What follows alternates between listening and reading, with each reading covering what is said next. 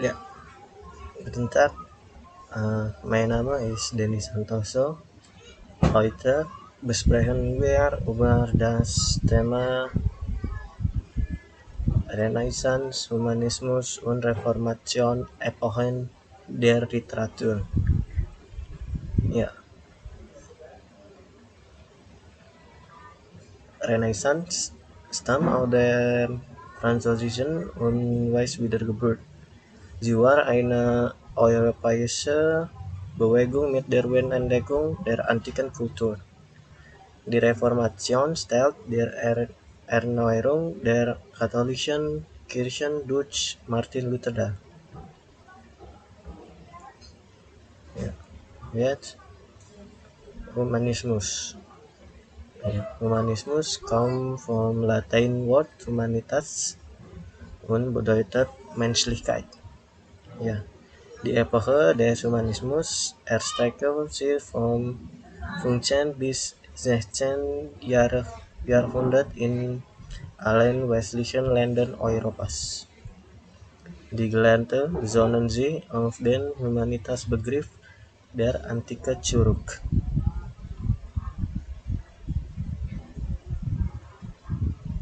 Ja, das ist ein historischer Hintergrund. Im Jahre 1553 wurde Konstantinopel durch die Türken eingenommen und viele Byzantiner gelehrte zur Flucht nach Italien.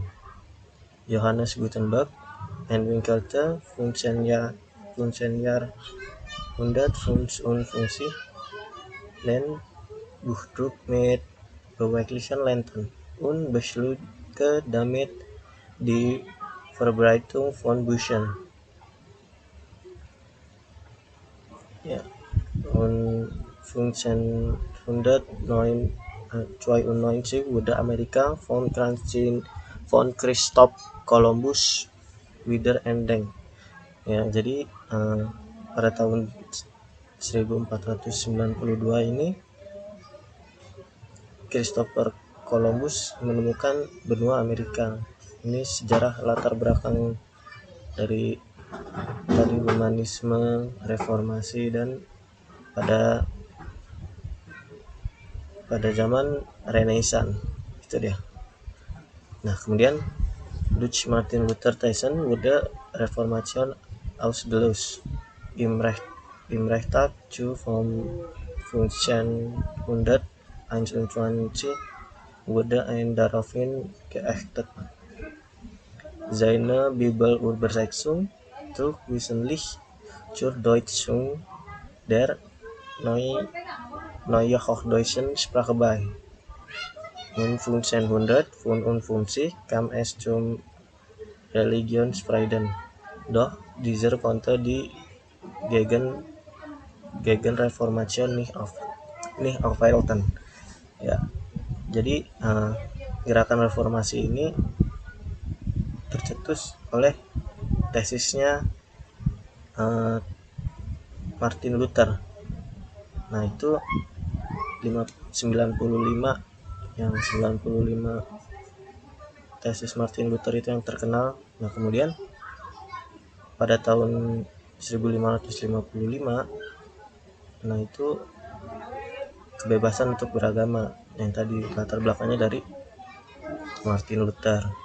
Nah, pada tahun tersebut juga Martin Luther mengembangkan namanya Neuhochdeutsch. Nah, jetzt literarische Formen. Nah, jetzt Schwang bedeutet Streich oder lustiger Einfall. Nah, kemudian das Fastnachtsspiel hätte eine belehrende Funktion. Und Volksbuch, Heldenritter und Abenteuerroman, Meistersang und einige aus der Sprechdichtung in dem Mensang. Sprechgesproche, Streitgesprache und Narrenliteratur und die letzte Fabel. Nah di sini daftar literasinya yang pertama itu ada Schwang itu cerita yang lucu, kemudian ada Fasnaspil, Ausbuch, dan sebagainya. Nah, jetzt Vertreter oder Werke. Zuerst Martin Luther in 1952 Neues Testament. Ulrich von Hutten 1921 Gesprachbuchlein. Und die letzte Ansach 1951 das Kelberbruten. Ya, ini daftar yang saya temukan literatur. Yang pertama itu ada Martin Luther, itu Neue Testament, itu perjanjian baru yang ada di kitab Alkitab atau Bible, yaitu pada tahun 1552. Kemudian Ulrich von Hutten Gesprachbuchlein, dan yang terakhir Ansach, ini yang ada di Jerman.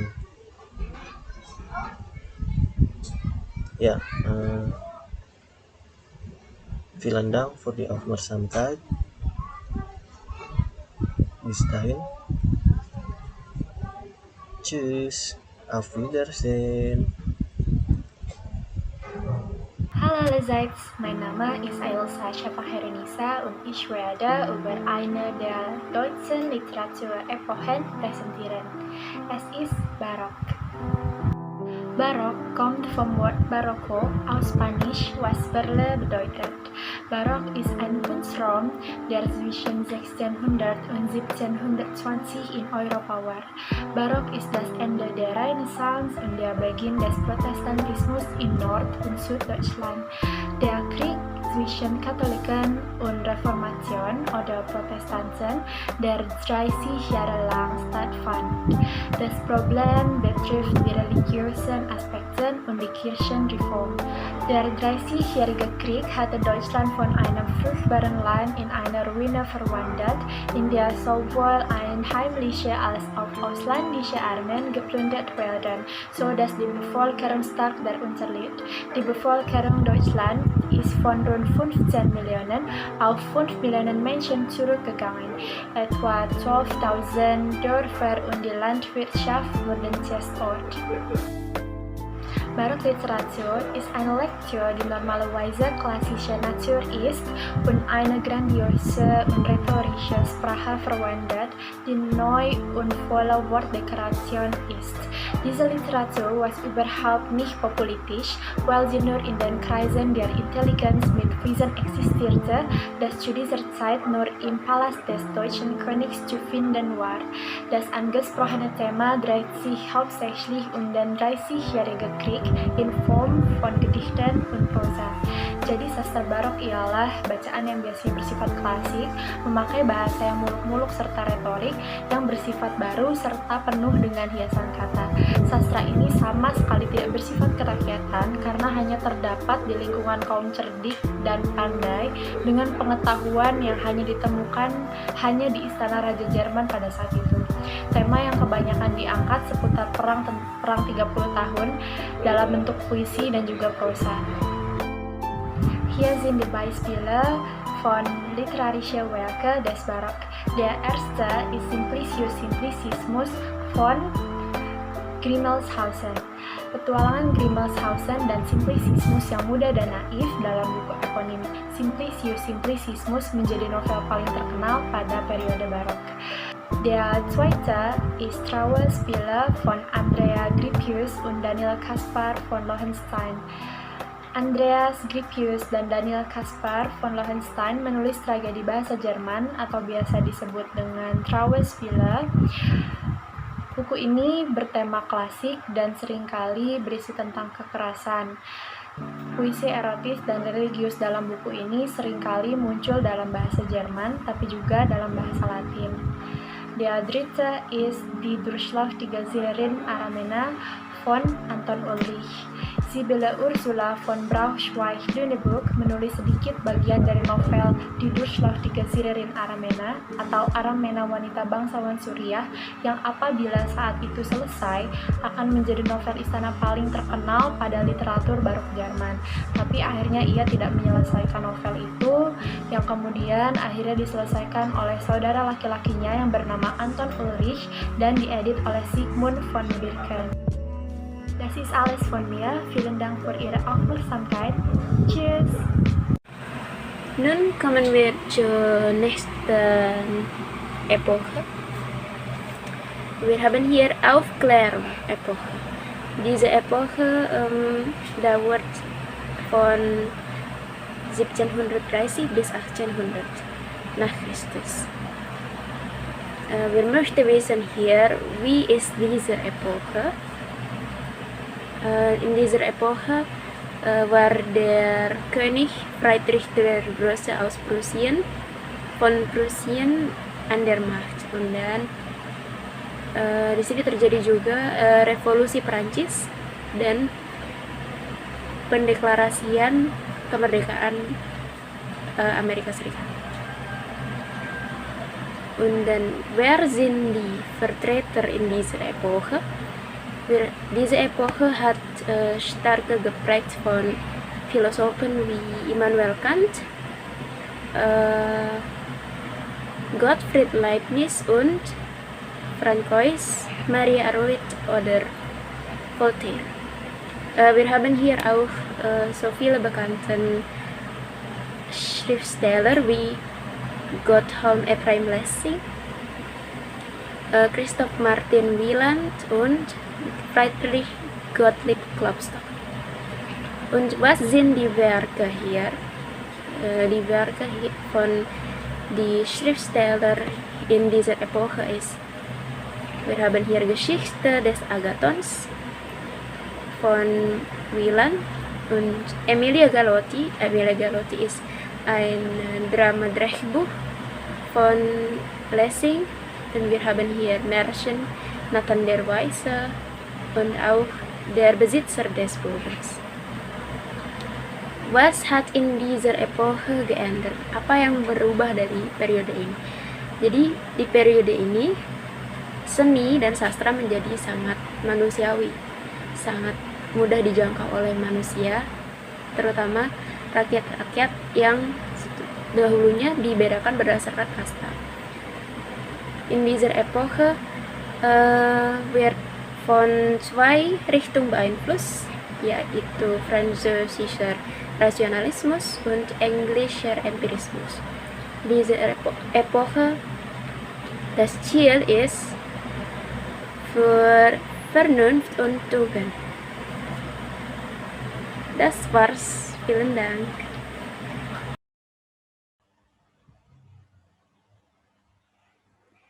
Hallo, ich heiße Nabila Arifah Putri und jetzt möchte ich über Epochen der deutschen Literatur des Sturm und Drang im Jahre von 1765 bis 1785 erklären.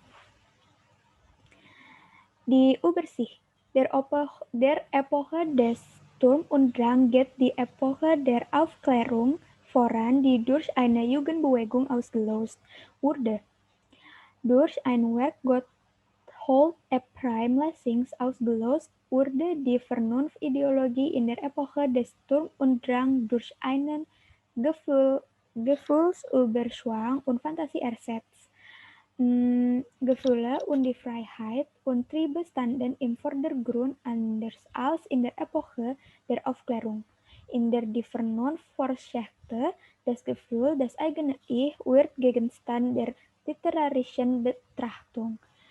Jadi di sini singkatnya itu di zaman ini dipicu oleh gerakan pemuda dan salah satunya dipicu oleh karya dari Gotthold Ephraim Lessing, dan di zaman ini juga lebih ditonjolkan tentang emosi dan fantasi. lebih ditonjolkan tentang perasaan, ego sendiri, dan perasaan dan ego sendiri itu yang menjadi subjek pertimbangan sastra pada zaman ini. Und weiter die Zeitgeist. Die erste, das Persönlichkeitsideal. Es geht darum, die Regeln zu verwerfen und den Genie-Begriff zu leben. Der individuelle Charakter und Persönlichkeiten erschuf, die Rationalität ging verloren, die Emotion wurde in der Mittelpunkt gerückt.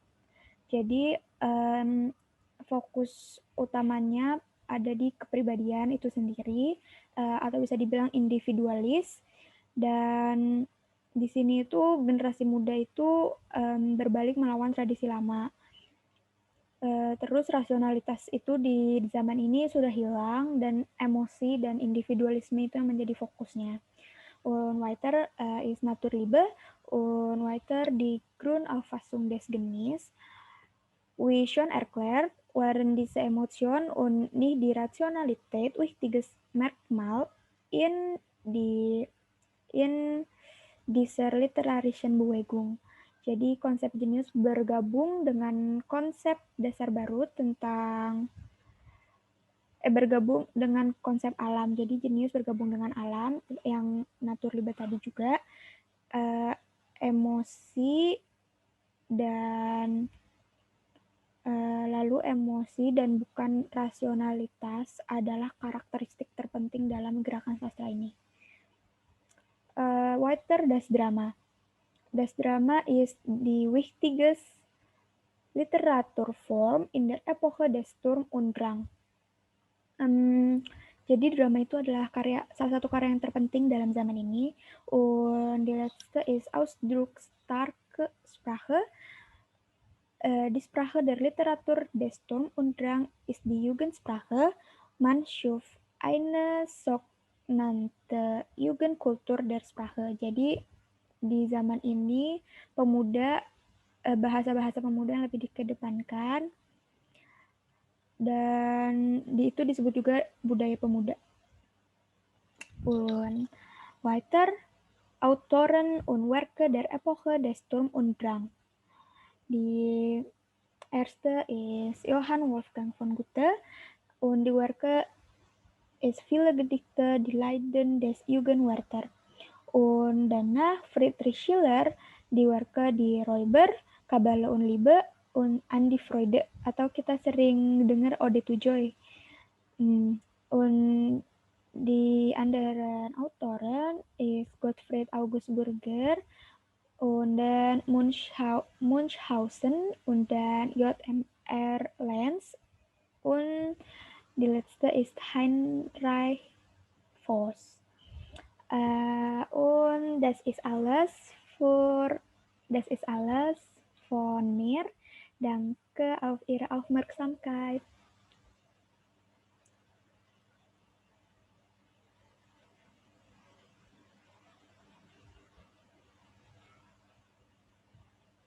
Hallo, guten Tag allerseits. Mein Name ist Naira. So kommen wir zur nächsten Literaturepoche.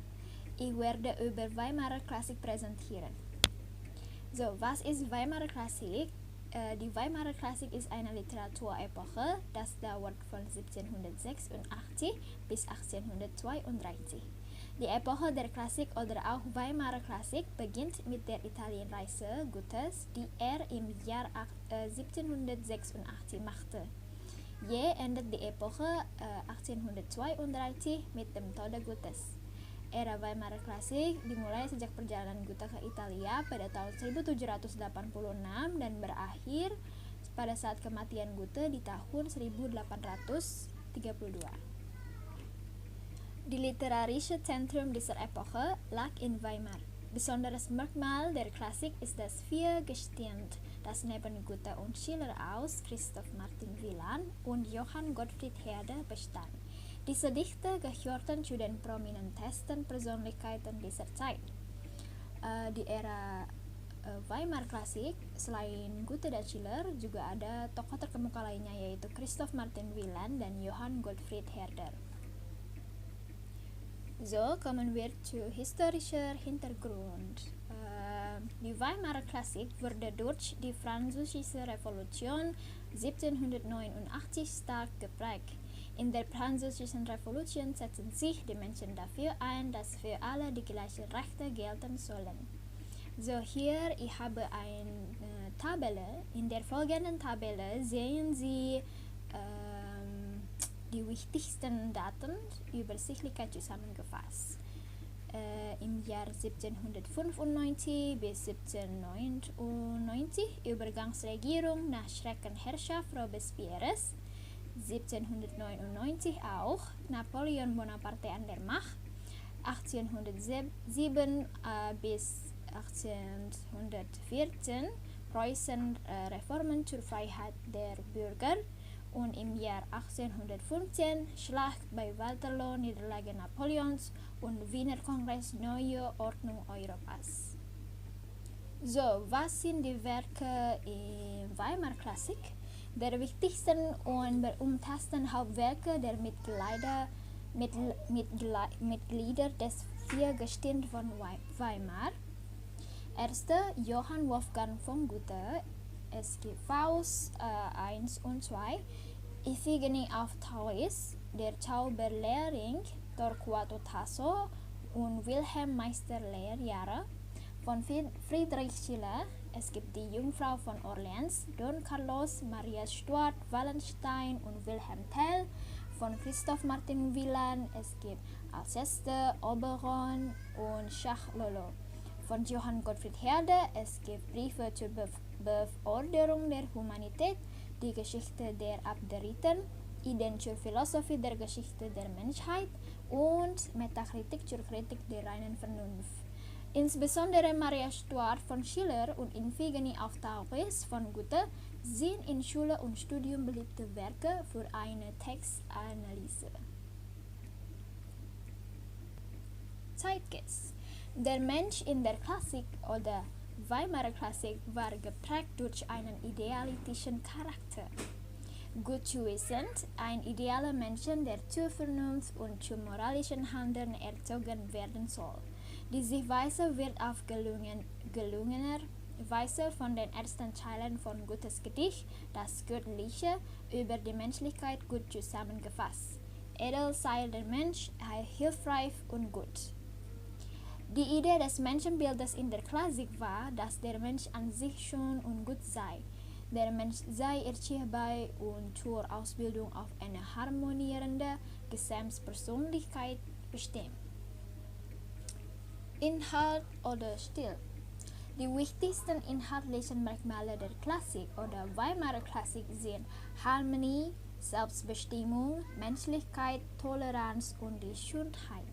Der Satz Schönheit als Vermittlerin der Wahrheit spiegelt wider, wie wichtig es in der Klassik war, sich an Idealen und Gesetzmäßigkeiten zu orientieren.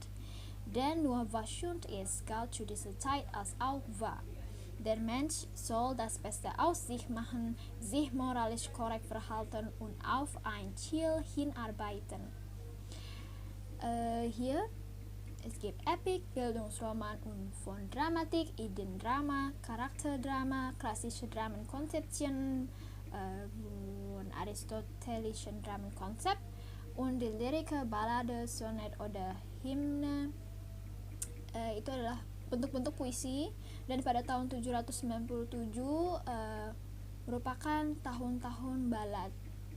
Und keine tragischen Helden mehr, sondern harmonischer Ausgleich der Gegensätze. Jadi tidak ada tokoh-tokoh heroik yang tragis lagi, tapi adanya adalah keharmonian antara satu sama lain. Und Übereinstimmung von Inhalt und Form, zum Beispiel der klassische Aufbau des antiken Dramas. Okay, so das ist alles. Vielen Dank für Ihre Aufmerksamkeit. Tschüss! Halo guys, mein Name ist Dionisia Kasalia Kalasta. Ich mache heute eine Präsentation zum Thema Romantik-Epoche.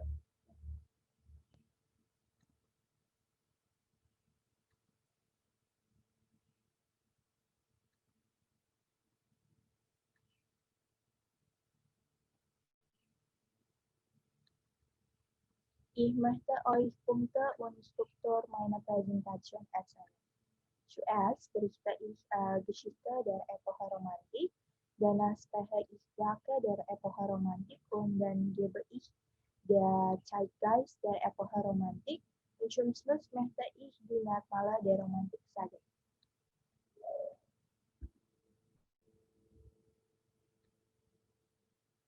Was ist die Romantik der Epoche? Die Romantik ist eine Epoche der Kunstgeschichte, die vom Ende des 18. Jahrhunderts bis ins späte 19. Jahrhunderts hinein auch die Literatur, Musik, Kunst und Philosophie prägte.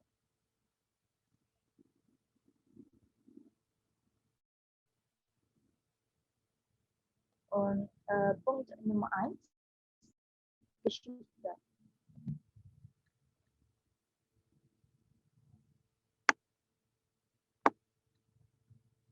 Romantik, eine Gegenbewegung zur Weimar-Klassik. Die Literatur der Romantik ist eine Gegenbewegung zur Weimar-Klassik. In einer immer wissenschaftlicher und technisch werdenden Welt wollten die Romantiker Mythen und Rätsel bewahren, die durch Wissenschaft und Naturwissenschaft immer mehr gelöst werden konnten. Jadi di sini maksudnya literatur romantisme merupakan puncak dalam periode Weimar Klasik.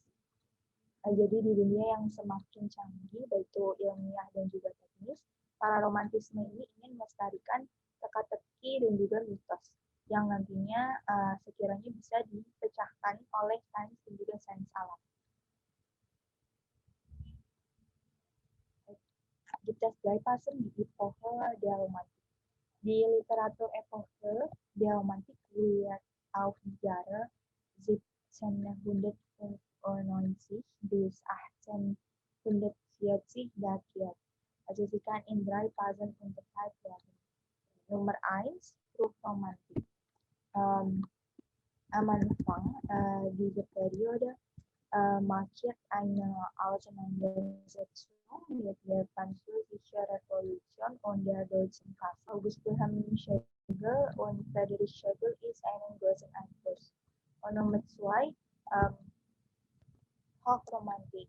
Am Anfang dieser Periode ist eine Auseinandersetzung mit den Kriegskriegen. Brentano, Armin, Bruder Grimm sind die großen Einfluss zu dieser Zeit. Und Nummer 3, die letzte, Spätromantik. Am Anfang dieser Periode ist markiert eine Auseinandersetzung mit der Restauration Politik Metternich. E.T.A. Hoffmann und Joseph von Eichendorff sind die großen Einfluss zu dieser Zeit.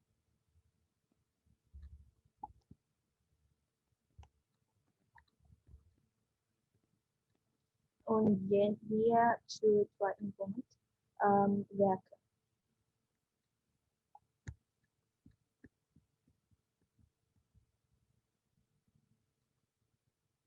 Hier ist ein Zitat von Novalis.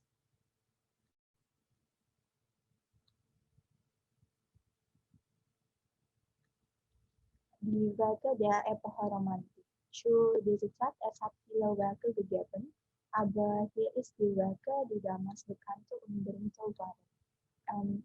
So, Nummer 1 Novalis und seine Werk Heimen an die Nacht. Nummer 2 gibt es auch Heinrich von Kleist. Seine Werke sind die Zerbrochene Krug, die Hermannschlacht, die Marquis von O. Nummer 2 Ludwig Tieck, Novelle Ritter Blaubart, Komödie der gestiefelte Kater. Und die andere, Bruder Grimm, E.T.A. Hoffmann, William Beckford, Samuel Taylor Coleridge, Edgar Allan Poe und so weiter. Zu dieser Zeit war viel Herausforderungen, die aufgetreten ist, dass die meisten Menschen die folgenden Dinge erleben. Kriegsbewusstsein, die sozial-ökonomisch belastenden Lebensumstände und politische Unsicherheit beschwören ein Kriegsbewusstsein heraus.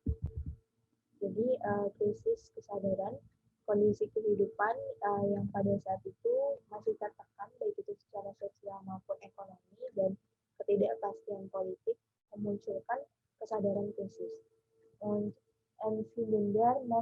einen Vordergrund. Menschen sind am wichtigsten. Und letzte Orientierung am Mittelalter. Das Mittelalter stellt einen beliebten Handlungsort in der Romantik dar. Es erfolgt aber eine ideologische Umbesetzung der Mittelalterbilder durch die Flucht- und Hochromantiker. Später geht dieser verklärte Blick verloren. Jadi sebenarnya abad pertengahan itu mewakili tempat-tempat atau aksi yang populer di era romantis. Tetapi ada reorganisasi ideologis yang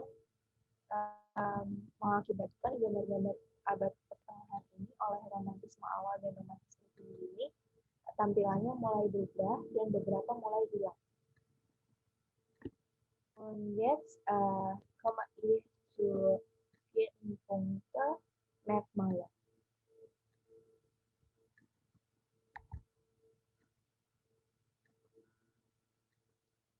Die Merkmale der Romantik sind Sehnsucht nach Gefühlen, Kekerasan merindukan, Flucht aus der Wirklichkeit, lari dari kenyataan, Hinwendung zur Natur, beralih ke alam, Betonung des Individuums, penekanan pada individu, und romantische Ironie atau ironi romantis.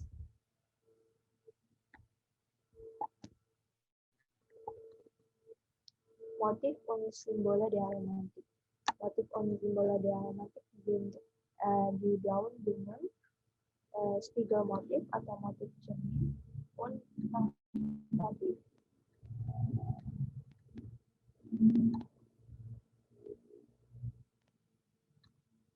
Also wir sind alles, das ich über die Epoche der Romantik erklärt und da komme ich zum Schluss meiner Präsentation. Herzlichen Dank für Ihre Aufmerksamkeit. Tschüss! Hallo, ich bin Habibi Rifai und jetzt möchte ich der Biedermeier-Epoche für Literatur im DAF. Okay, hier ist das Vorwort, das Material. Die Biedermeierzeit war eine Zeit in Mitteleuropa zwischen 1815 und 1848, in der die Mittelschicht Anteil zunahm und die Künste die allgemeine Sensibilität anriefen. Es begann mit dem Wiener Kongress am Ende der Napoleonischen Kriege im Jahre 1815 und endete mit dem Beginn der Revolutionen von 1848. Obwohl der Begriff selbst aus einer literarischen Referenz aus dieser Zeit stammt, wird er hauptsächlich verwendet, um die künstlerischen Stile zu bezeichnen. Die Blüte in den Bereichen Literatur, Musik, bildende Kunst und innere Architektur. Es hat spätere Stile beeinflusst, insbesondere solche mit Ursprung in Wien. Okay, der Begriff Biedermeier tauchte erstmal in literarischen Kreisen in Form eines Pseudonyms auf. Gottlieb Biedermeier, das der Landarzt Adolf Kussmaul und der Anwalt Ludwig Eichroth in Gedichten verwendeten, die das Duo 1850 in der Münchner Satire-Wochenzeitung Fliegende Blätter veröffentlicht hatte. Diverse parodierten die Menschen dieser Zeit, nämlich Samuel Friedrich Sauter, einen Grundschullehrer und eine Art amateurhaften Dichter, als entpolitisiert und kleinbürgerlich. Der Name wurde aus den Titeln zweier Gedichte konstruiert: Biedermanns Abendgemütlichkeit und Böhmelmeyers Klage, die Joseph Victor von Scheffel 1848 in derselben Zeitschrift veröffentlicht hatte. Als Bezeichnung für die Epoche wird der Begriff seit etwa 1900 verwendet. Und hier habe uns prominente Persönlichkeiten der Ära. Typische Biedermeier-Dichter sind Annette von Droste-Hulshoff. Jadi di sini kita mempunyai maksudnya ada tokoh-tokoh prominen yang berkontribusi besar dalam era ini atau dalam epoch ini. Lalu ada lagi Adelbert von Chamizo, Friedrich Halm, Eduard Mörike und Wilhelm Müller, deren letzte beiden bekannte musikalische Vertonungen von Hugo Wolf Franz Schubert haben. Adalbert Stifter war ein Schriftsteller und Kurzgeschichtenschreiber, dessen Arbeit auf die Anliegen der Biedermeier-Bewegung widerspiegelte, insbesondere mit seinem Roman Der Nachsommer. Das ist alles von mir. Danke schön für alles. Danke.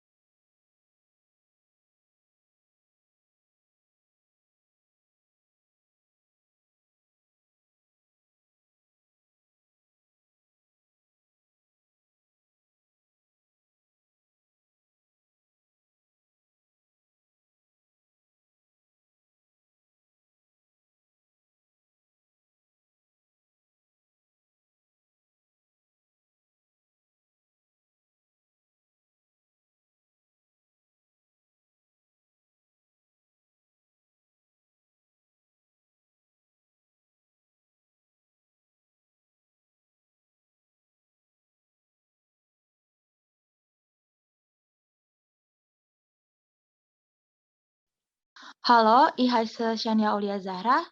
Ich mache heute eine Präsentation zum Thema Vormärz. Ich spreche über folgende Punkte. Zuerst werde ich Ihnen erzählen, was Vormärz ist. Und dann möchte ich die Geschichte, Vertreter oder Werke, den Zeitgeist und den Inhalt erklären.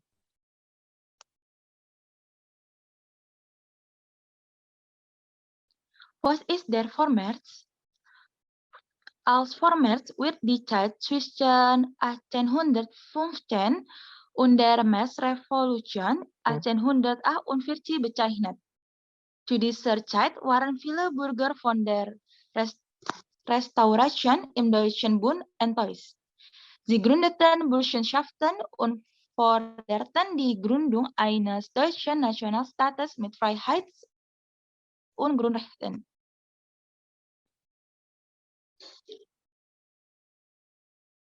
Der erste Punkt: Geschichte. Hambacher Fest. Im Jahr 1832 treffen sich etwa 30.000 Menschen im Hambacher Schloss in der Flas und feiern das sogenannte Hambacherfest. Sie hielten das Fest, weil Demonstrationen zur Unterstützung der Pressefreiheit und Meinungs von der Regierung verboten wurden. Die Liberalen im Deutschen Bund wollen Verfassungen und Parlamente, Bürgerrechte und einen freien Markt und natürlich einen deutschen Nationalstaat.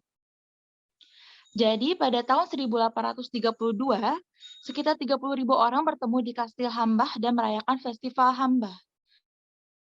Mereka mengadakan festival ini karena demonstrasi yang mendukung kebebasan pers dan berekspresi dilarang oleh pemerintah. Kaum liberal di Konfederasi Jerman menginginkan konstitusi dan parlemen, hak-hak sipil dan pasar bebas, dan tentu saja negara bangsa Jerman.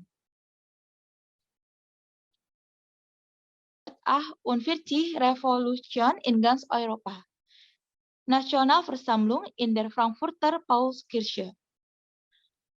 Am 18. Mai 1848 versammelten sie in der Frankfurter Paulskirche die Mitglieder des ersten Gesamtdeutschen Parlaments, über eine freiheitliche Verfassung und die Bildung eines deutschen Nationalstaats zu beraten. Die parlamentarischen Clubs der Paulskirche repräsentierten maßgebliche politische Strömungen der Zeit. Zu den historisch herausragendsten Leistungen der Frankfurter Nationalversammlung gehört, dass am 21. Dezember 1848 verabschiedete Reichsgesetz betreffend die Grundrechte des deutschen Volkes.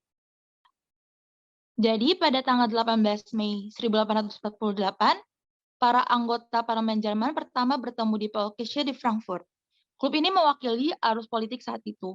Salah satu pencapaian historis dari Majelis Nasional Frankfurt adalah hukum Reich tentang hak-hak fundamental rakyat Jerman yang disahkan pada tanggal 21 Desember 1848.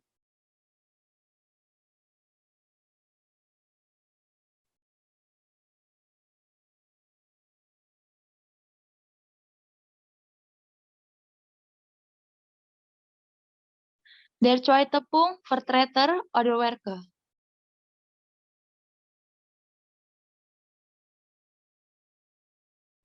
Zurzeit Formes gab es mehrere Vertreter und Werke, nämlich Heinrich Heine mit seinen Werken Die Schlesischen Weber 1844, Deutschland, ein Wintermärchen 1844.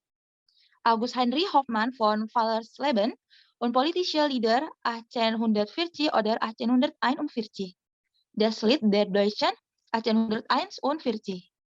Und dann Georg Buchner mit seinen Werken Der Hessische Landbote 1834 und dann Tonstott 1835.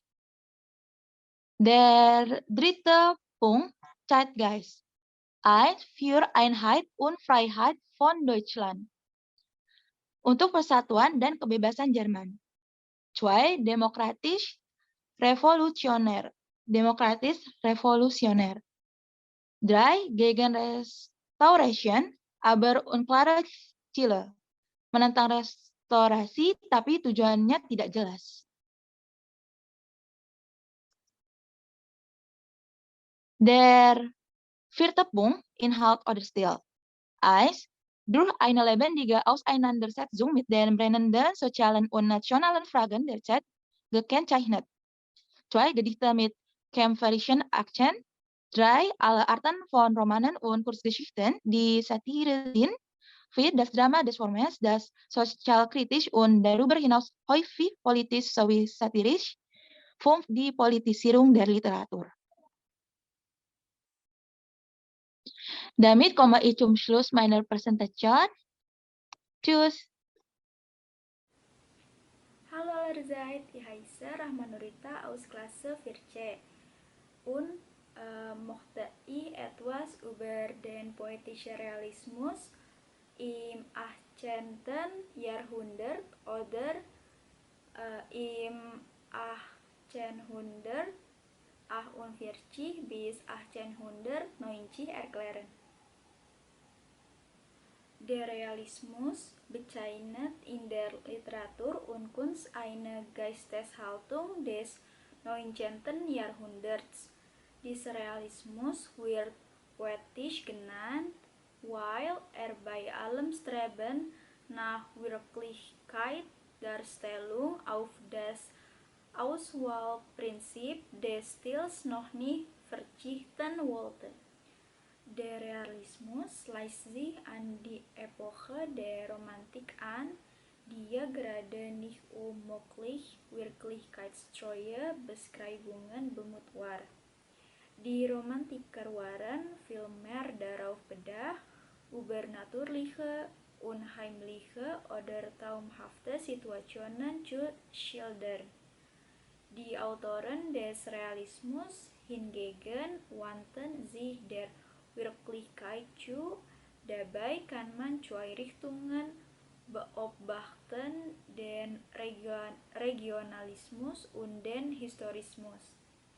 Jadi pada abad ini, penulis tidak menulis karya sastranya berdasarkan opini mereka, melainkan melalui kenyataan yang terjadi pada saat itu. Die Geschichte sind am 1849 das Ende der Revolution und am 1870 Deutsch-Franz-Krieg und am 1871 Bismarck als Reichskanzler und das Ende Zeitalter des Imperialismus. Karya sastra pada zaman itu dimulai pada saat berakhirnya Revolusi Jerman pada tahun 1849 hingga zaman imperialisme pada tahun 1880. Die Vertreter oder Werke sind Friedrich Hebel mit dem Titel Maria Magdalena, Theodor Storm mit dem Titel Der Schimmelreiter und Theodor Fontane mit dem Titel Effi Briest und der Stechlin, Wilhelm Raabe, Gustav Freytag, Wilhelm Busch mit dem Titel Max und Moritz und Tobias Knopf, Gottfried Keller mit dem Titel Der grüne Heinrich und Konrad Ferdinand Meyer. Die Zeitgeist sind nackte Realität dichterisch gestalten, klassische Humanität Ideale als Bildungswerte bewahren und die gegen das ganze System. Pada zaman ini, para penyair tidak hanya ingin menggambarkan realitas dalam puisi mereka, tetapi lebih untuk membuat dunia puitis tampak realistis. Contohnya seperti karya sastra Effi Briest yang berupa kritik yang didasarkan kisah nyata, dan Fontane ingin menarik perhatian pada peraturan yang tidak masuk akal di masyarakat. Inhalt oder Stil orientiert an den Bildungsromanen aus der Goethezeit. Epik Dominator, Individuum bleibt Zentrum der Liedwerke, Tendenzen Regionalismus und Historismus und Meidung der großen gesellschaftlichen Probleme mit Humor teils Depth. Das ist alles für mich.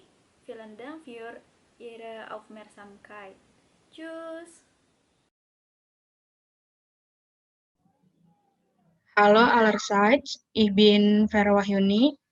Nun möchte ich über Literaturepochen aus dem Naturalismus erklären.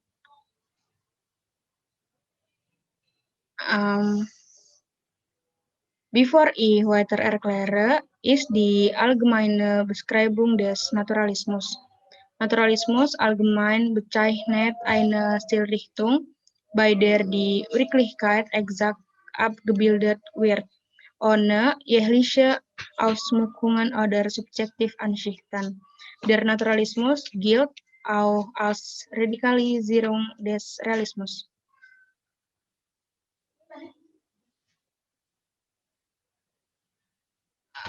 Da sind die Punkte, die ich in der Präsentation erklären werde, nämlich Geschichte, Vertreter oder Werke, Zeitgeist und Inhalt oder Stil.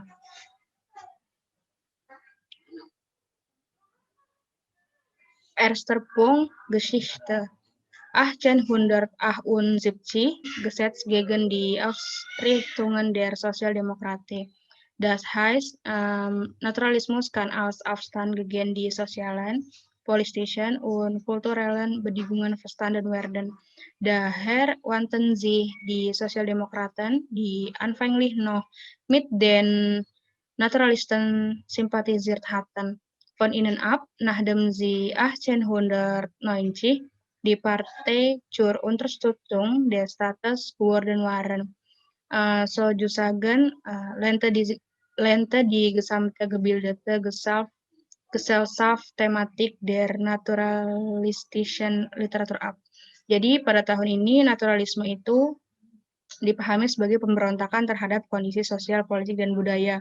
Oleh karena itu, kaum sosial demokrat yang semula bersimpati dengan kaum naturalis, mereka berpaling dan menolak subjek sastra naturalistik.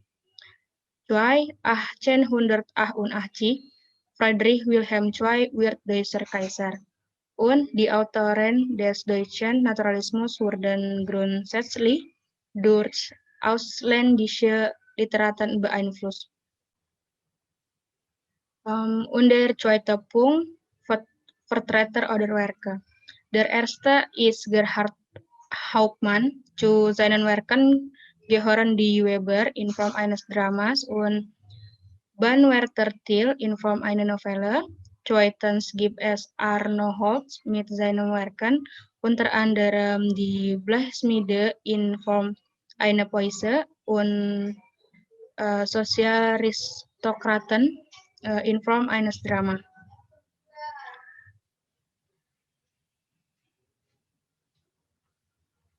Dann gibt es die Werke von Johannes Laff mit Arno Holz, Papa Hamlet Novelle, Peter Hermann Sudermann, Frauser Roman, und Karlssoner der Judas von Tirol Drama. Und das wichtigste Werk der Epoche des Naturalismus ist das Werk von Gerhard Hauptmann di Weber. Jadi karya terpenting pada zaman naturalisme ini adalah karyanya Gerhard Hauptmann yang berjudul di Weber.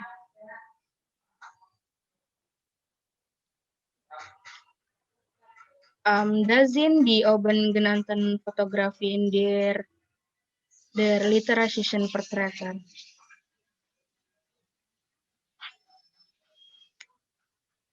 Und das ist wohl auch das Cover ihrer Werke.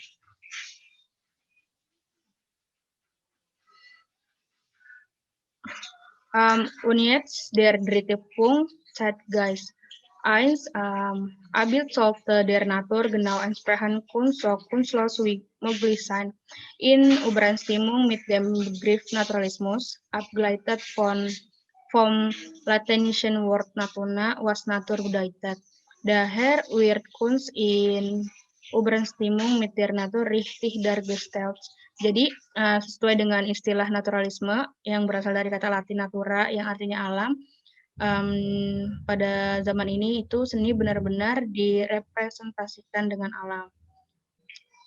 2. Milieu der Fabriken und Kneipen als Hofgegenstand.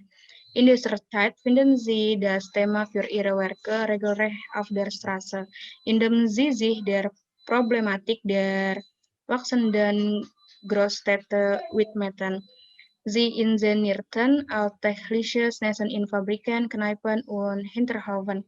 Sie machten die Prostitution, den Alkoholismus und auch andere soziale Schwierigkeiten, die moderne Industriegesellschaft mit sich brachte, zum Hauptgegenstand ihrer Kunst. Und 3. Literatur bildet die Wirklichkeit detailgetreu ab. Und zuletzt der vierte Punkt, Inhalt oder Stil. A. Radikale Zeitkritik, yaitu kritik radikal terhadap zaman. B. Umgangssprache und Dialek di Weber. bahasa dan dialek sehari-hari seperti pada drama di Weber. C. Immittelpunktmaße beziehungsweise der durch Herkunft oder Milieu für bestimmte Menschenwesen. Jadi fokusnya itu pada manusia yang ditentukan sebelumnya oleh asal dan lingkungannya mereka gitu. D. Formel Kunst ist gleich Natur minus X. X ist gleich Kunstliches Mittel.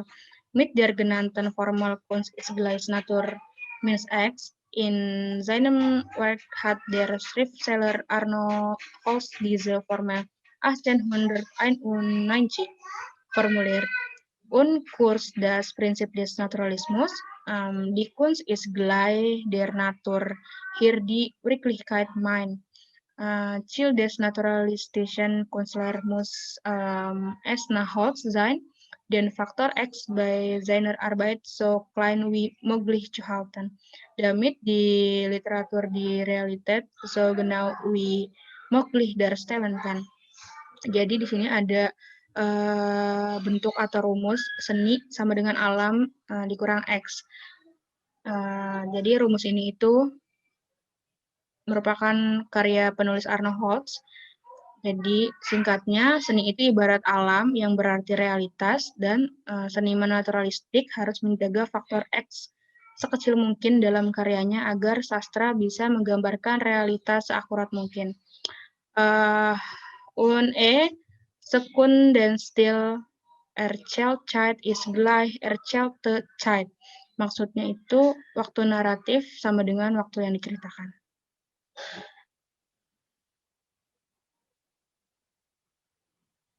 Okay, das ist alles, was ich erklären kann. Mehr oder weniger entschuldige ich mich. Vielen Dank für Ihre Aufmerksamkeit. Tschüss. Okay, jetzt möchte ich über Literaturepoche Expressionismus sprechen. Die Literaturepoche des Expressionismus gehört zur Epoche der Moderne und dauerte von 1905 bis 1925. Das ist circa 20 Jahren. Und der Begriff Expressionismus stammt vom lateinischen Begriff Expressio. Jadi kata ekspresionismus itu diadaptasi juga dari kata Latin yaitu expressio. Oke, weiter. Fakten über Expressionismus. Dauer der Literaturepoche des Expressionismus 1905 bis 1925. Wie ich gesagt habe, das ist circa 20 Jahren. Die Autoren des Expressionismus äußern sich kritisch gegenüber gesellschaftlichen und politischen Zuständen. Jadi pada itu para penulis atau autoren mengemukakan kritiknya tentang masyarakat dan juga politik. Dan sie befürchteten einen Verfall und Rücksichtnahme durch die Industrialisierung. Jadi di situ juga membahas tentang autoren membahas tentang bagaimana perubahan moral dan juga kerusakan moral yang terjadi dikarenakan adanya industrialisasi pada zaman tersebut. Eines der wichtigsten Motive des Expressionismus ist die Großstadt und das damit verbundene Gefühl des Verlorenseins und der Anonymität. Sprachliche Merkmale sind ein hoher Metapherngebrauch, häufige Wortneuschöpfungen oder Neologismen und Einbruch mit traditionellen Formen. Jadi ciri linguistiknya adalah menggunakan bahasa atau metafora yang tinggi dan juga sering terciptanya kata-kata baru pada masa itu. Und dann die Autoren und Werke.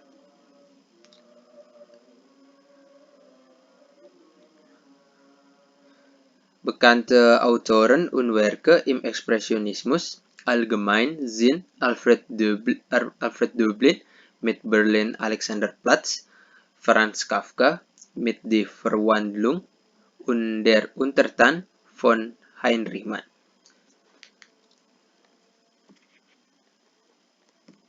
Hallo, ich bin Glory Winterheine Srikandi und ich möchte über neue romantische Gegenströmung Epoche präsentieren.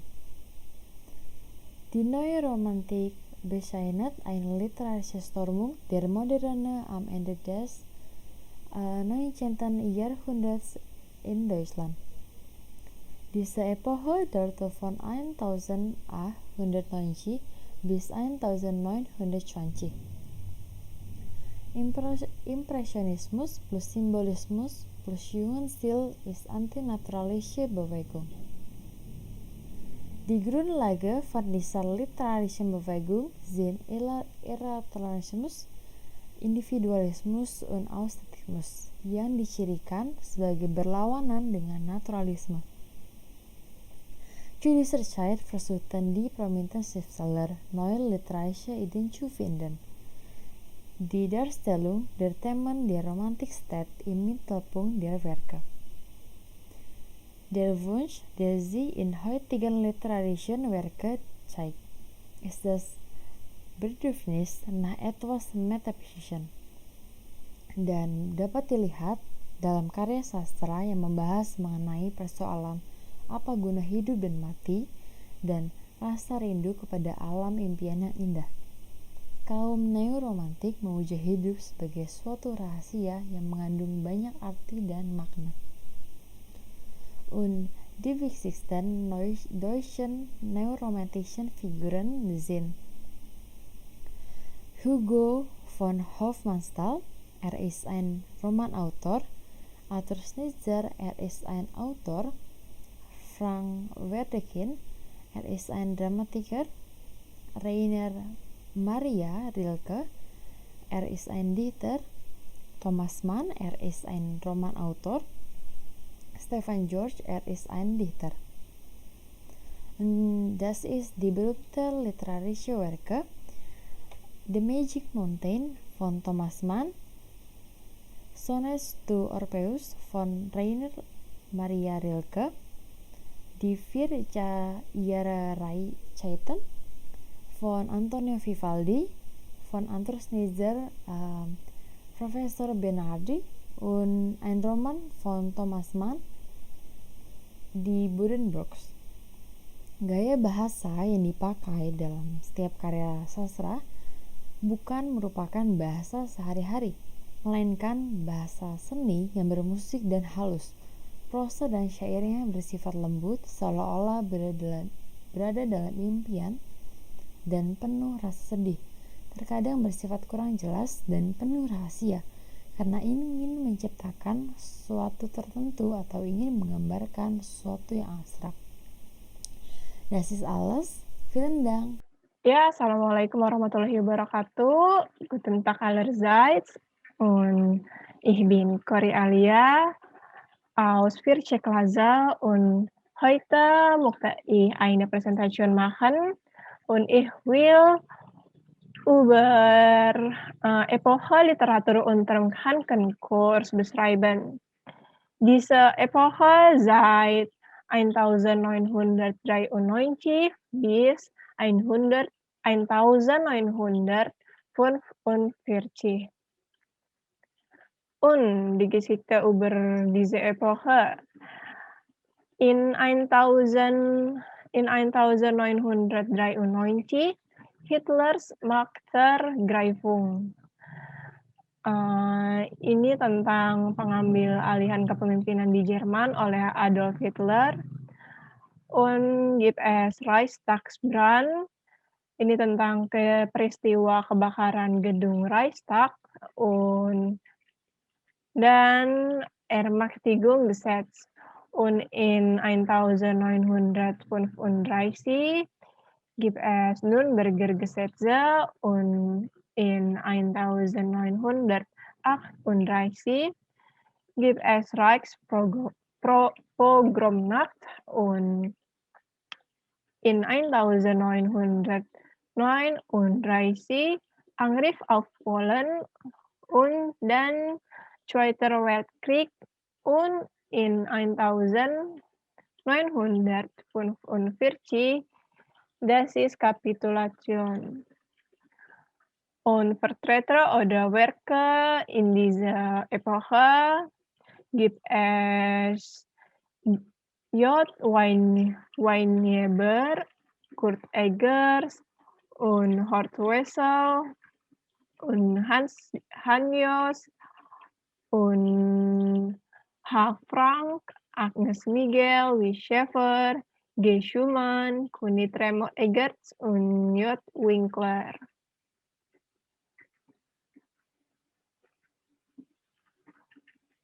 Und über Zeitgeist dieser Epoche zuerst autoritäres Führerprinzip. Ini tentang otoritas kepemimpinan, prinsip kepemimpinan. Und dann gibt es Volksstaatindividuum.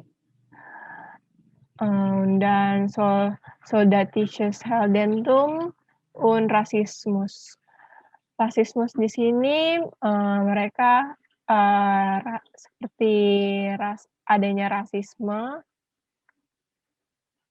Und über Inhalt oder Stil in dieser Epoche gibt es Blut- und Bodenliteratur, völkisch-konservativ Dichtung, Historien und Heimatromane, Marsch, Lieder und Gedichte. Und das ist über Epoche, Literatur und Termhankenkurs. Und vielen Dank.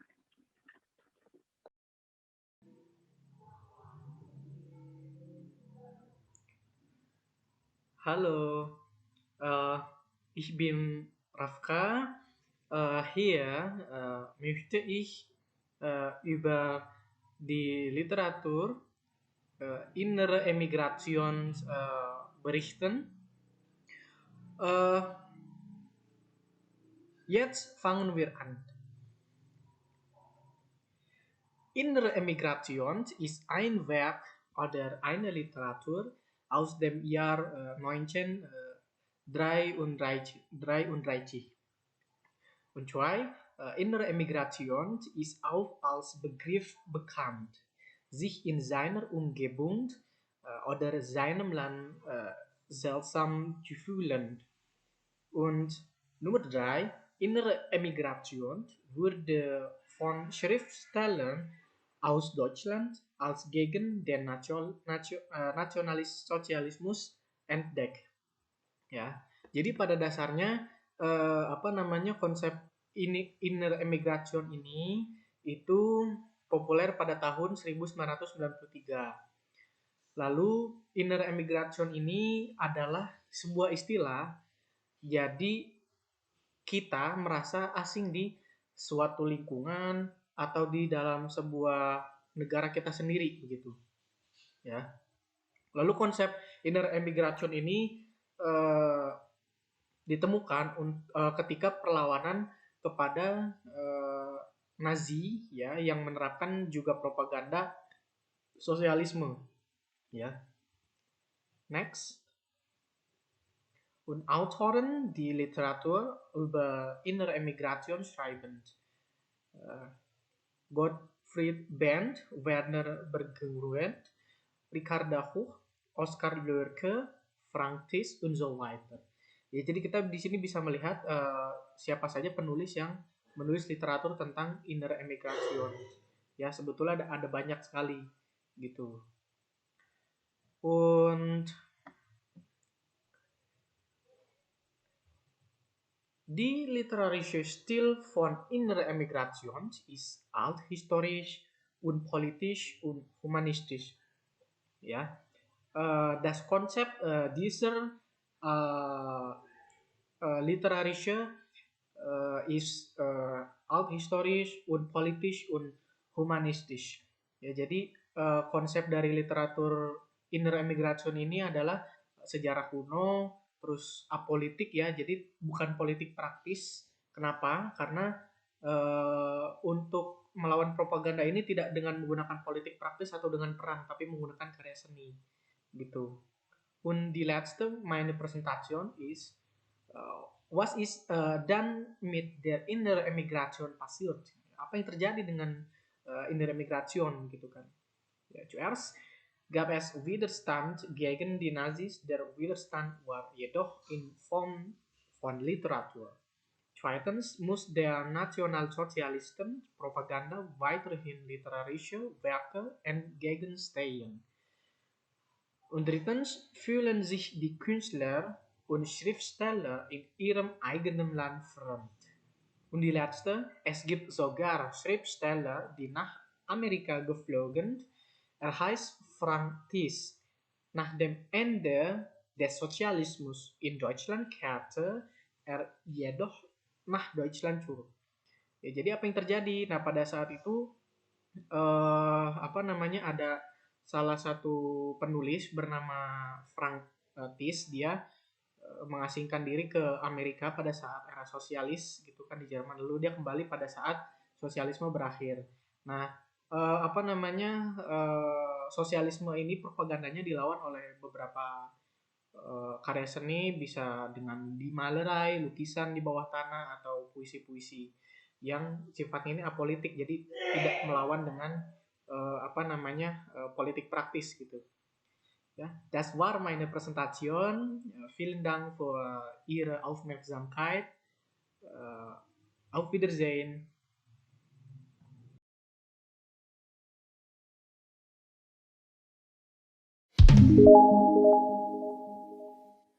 Guten Tag allerseits.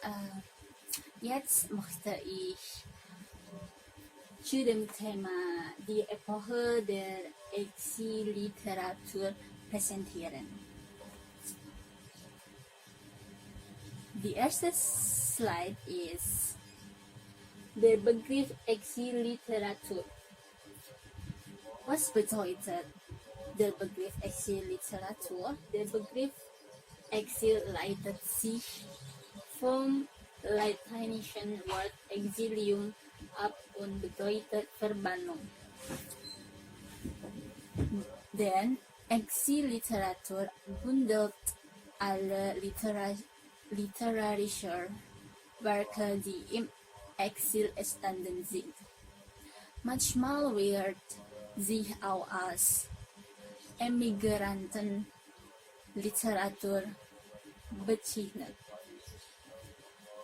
Then die zweite Slide ist historischer Kontext. Ich will im Sprache Indonesian sprechen. Jadi pada slide 2 ini konteks sejarah pada masa pengasingan, yang mana pada tanggal 10 Mei 1933 merupakan tanggal penting bagi kehidupan sastra dan karya penulis di Jerman. Pada saat itu berlangsung pembakaran buku umum oleh Nazi. Nah, akibat tindakan atau masalah tersebut terjadilah gelombang emigrasi, di mana 500.000 orang meninggalkan rumah mereka dan pergi ke luar negeri karena putus asa tentang kondisi politik dan sosial. Oke. Die dritte Slide ist Merkmale der Exilliteratur.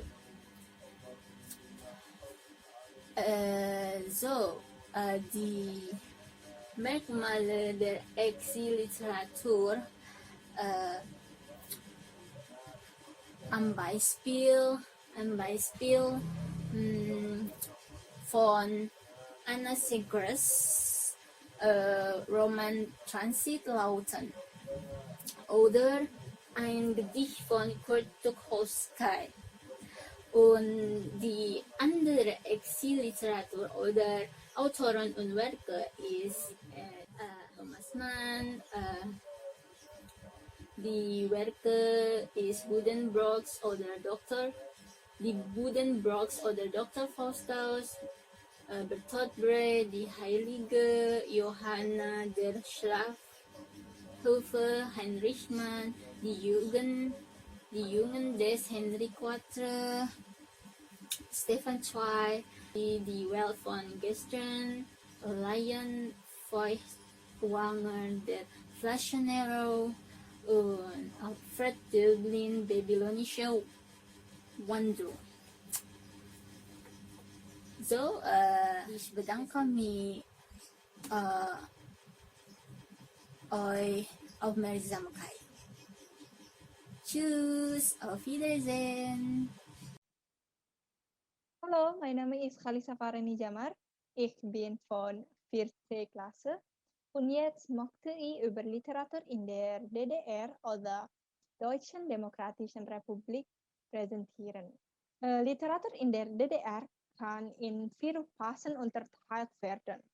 Die erste ist Rückkehr von 1945 bis 1949. Viele Schriftsteller kehren aus dem Exil in die sowjetische Besatzungszone zurück. So banyak penulis kembali ke zona penduduk Soviet dari pengasingan. Zum Beispiel Bertolt Brecht, Stefan Heim oder Anna Zegers.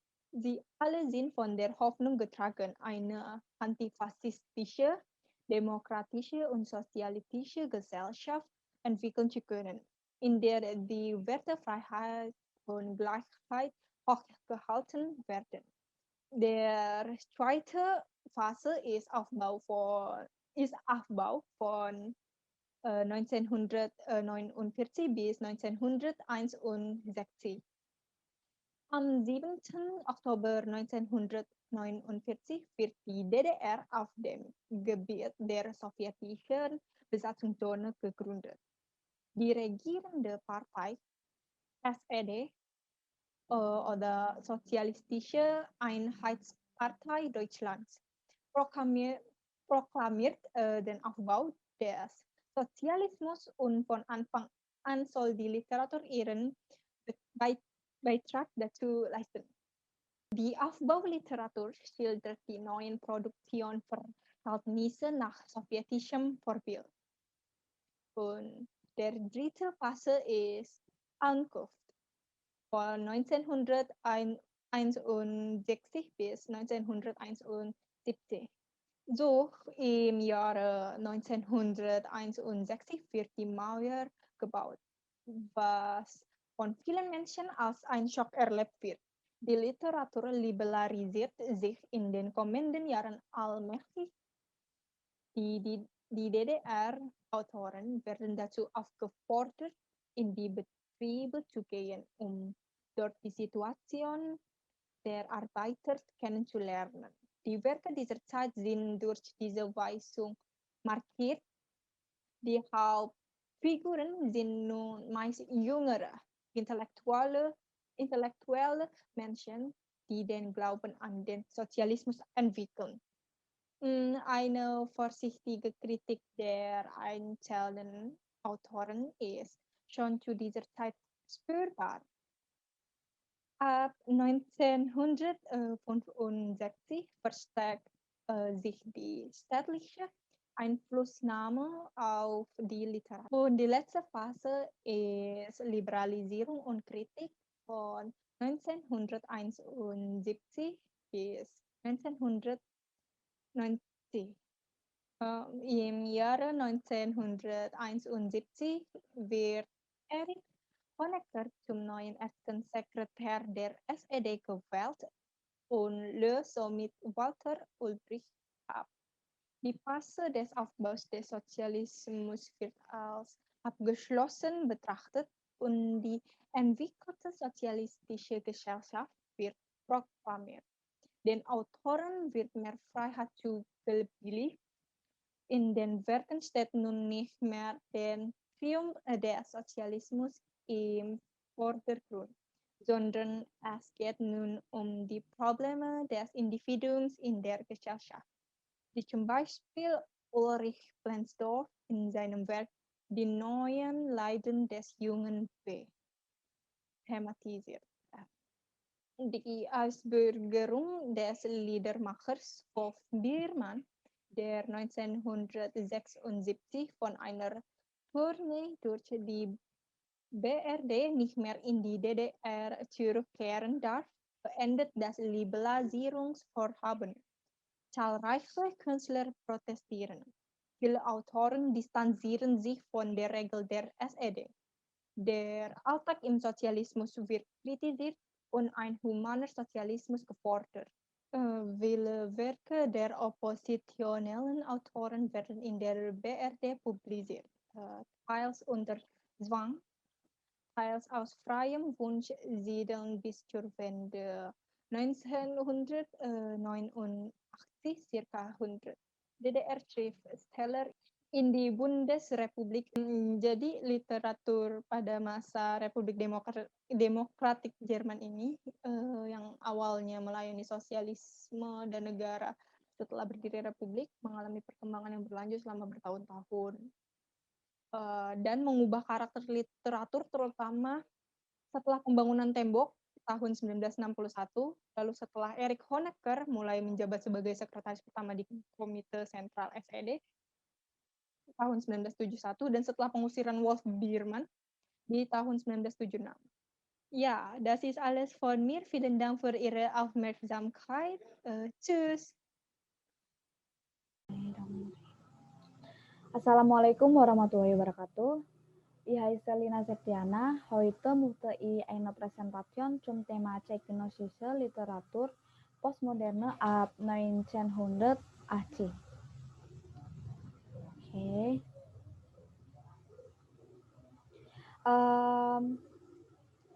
Der Postmoderne ist eine Zeit in der Geschichte der deutschen Literatur, die dem Zeitalter der Moderne folgt. Die Epoche der Postmoderne beginnt 1989. Geschichtlich passierte hier in Deutschland, weil der Kalte Krieg war beendet, Deutschland wieder vereint und terroristische Bedrohung. Jadi periode postmoderne ini dimulai ketika Perang Dunia Kedua itu sudah mereda atau sudah berakhir. Nah, keadaan itu udah mulai dingin, kemudian terbentuknya Jerman baru dan ancaman teroris itu udah mulai mereda. Die Schriftsteller dieser Zeit waren mit einander verwandt, sodass sie keine Ideen austauschen. Jadi pada zaman ini para penulis itu tidak berhubungan sehingga mereka tidak bisa menyatukan ide-ide mereka. Die Merkmale der Postmoderne, Rückgriff auf die Moderne, das bedeutet Suche neue Kombination und Altem bereits vorhandenem. Und dann Intertextualität, das bedeutet, in postmodernen Werken finden Sie häufig Verweise auf historische Ereignisse oder Bezüge zu anderen Werken. Und dann fragmentarische Erzählweise, das bedeutet, der Leser oder die Leserin muss die Handlung selbst rekonstruieren. Und dann Sprachexperimente, das bedeutet, die Schönheit und Ästhetik einer effektvollen Sprache waren ihnen sehr wichtig. Und dann Zeitgeist, di antaranya itu Ökolog, Betrachtung, pessimistische Weltsicht, die stand gegenüber einer Politisierung von Leben. Jadi banyak kendala ketika di periode postmoderne ini. Di antaranya itu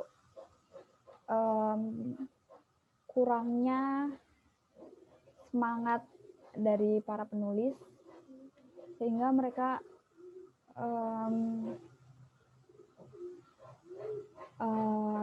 seperti kurang motivasi, dan einen Moment bitte, und dann Vertreter oder Werke Christian Wolff, Bernhard Schlick, und dann Jurek Becker und Thomas Bernhard, und dann Boto Strauss.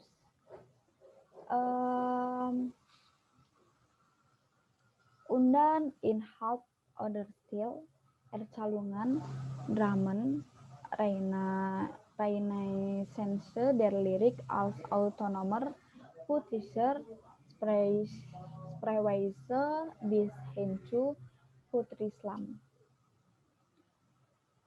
Und dann wichtige Autoren und Werke. Umberto Eco zum Beispiel Der Name der Rose, und dann Patrick Süskind zum Beispiel Das Parfum, und dann Friedrich Dürrenmatt zum Beispiel Der Besuch der Alten Dame. Nah, ini contoh-contoh karya dan penulis terkenal pada periode postmoderne ini. Die Zeit war geprägt von Technik, Medien und Kultur, alle zusammen ergab eine neue unentdeckte Welt. Sastra postmodern ini bertujuan untuk menyatukan faktor-faktor yang berbeda itu, kayak misal teknik, budaya, atau media. Kemudian di postmoderne van ihren Anfang in Frankreich und wurde maßgeblich von den drei Franzosen Jean-François Lyotard, Michel Foucault und Jacques Derrida. Und dann eine konkrete postmoderne Theorie gibt es nicht. Jadi pada masa ini postmoderne itu disebut dengan epoche kontroversial, sehingga seorang filsuf Jerman yang bernama Markus Gabriel itu menyatakan berakhirnya periode ini pada tahun 2011 dan memproklamasikan periode baru, dan kemudian memproklamasikan periode baru. Vielen Dank für Ihren Aufmerksamkeit. Das ist alles. Danke.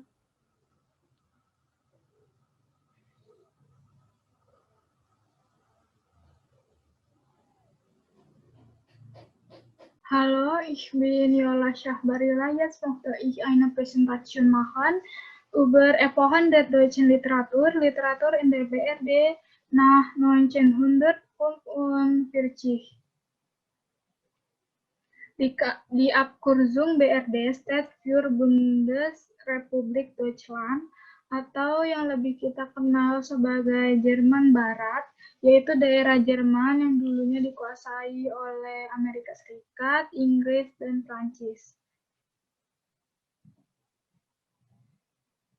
Literatur in BRD gibt es 4 Perioden. Der erste ist zeitkritische Literatur in 1950er Jahre, zweite Politisierung der Literatur in 1960er Jahre, dritte neue Innerlichkeit oder neue Subjektivität in 1970er Jahre, In diese Periode ist durch Terrorismus, Aktivismus, wirtschaftliche Probleme und politische Unruhen gekennzeichnet. Jadi di periode ini ditandai dengan adanya terorisme, aktivisme, masalah ekonomi, dan keresahan politik. Und dann vierte Ausgleichstendenzen in 1980er Jahre. Geschichte Flüchtlingsströme, Besatzungszonen, 23. Mai 1949, Grundgesetz und Gründung der BRD Demokratischer Rechtsstaat.